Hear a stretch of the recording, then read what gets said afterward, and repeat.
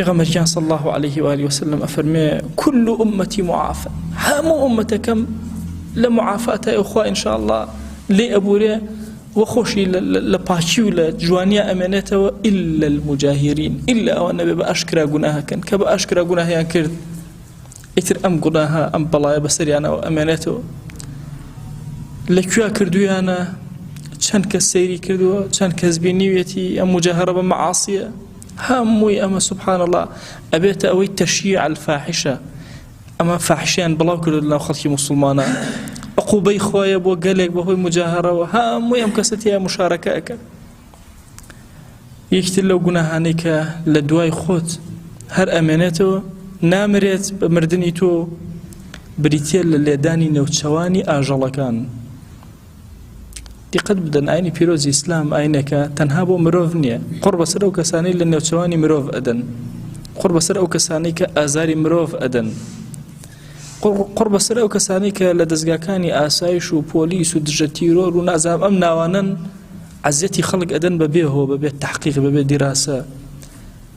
قرب سر أو حاكماني كتشاويان روشني أو حكمي بطال أدن بيغمري خاص الله عليه وآله وسلم أفرمي جاری کن گودرشی که بینین نوچوانی داغ کراو فرموی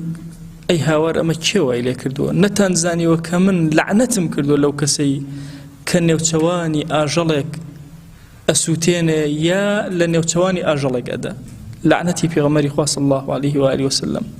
دوامی ابی بسر او کسو بجمری هر بدوای و اروع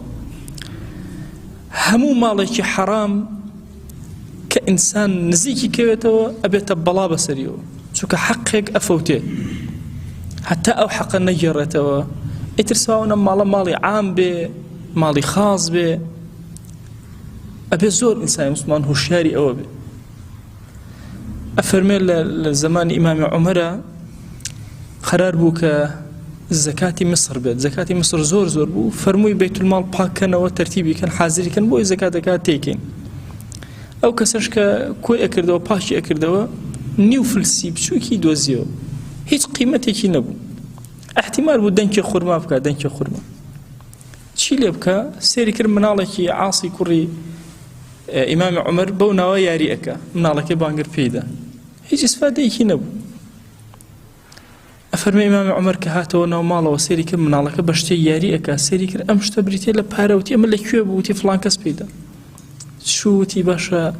لناو مدينة مالك ندوزي وحرام خربن إلا مالك عمر نبي هنا تخصت مالك عمر تصورك إما زورشت هي يجوي ناديني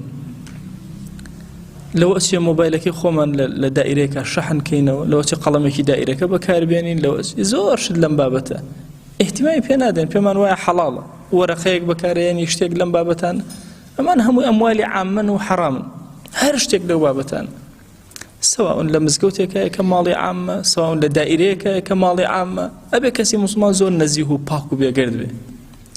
الشيطان نمان خلاص يعني والله أو فلان السر كده خوان إدزن بوتي منيش لا ليه قرره أو نابت باساو بوتو خراب نابت باساوي الشرعي بو إيما إيمان دار هموش تكمان واضح والرؤيا من دياره الدنيا من دياره مردن من دياره ناوغور من دياره آخرة وحساب وكتاب وبهشتش من دياره بو إنسان إيمان داره بزور نزيه وباق بي يكشك لو گناهاني كبدواي تو آيات ك أو كاتيك تو مردوي تو بدوات آيات بريتيا لو مال عامي كتو دسكاريت كر بو چونك مالي عام خواني كتابتي نيتا تو داوي قردن أزاي لبك أبي همو أمتكو كتو داوي عفو لبك بو إنسان إيمان داره بزور أقايل أموالي عامة بي وبايرزقاري لبك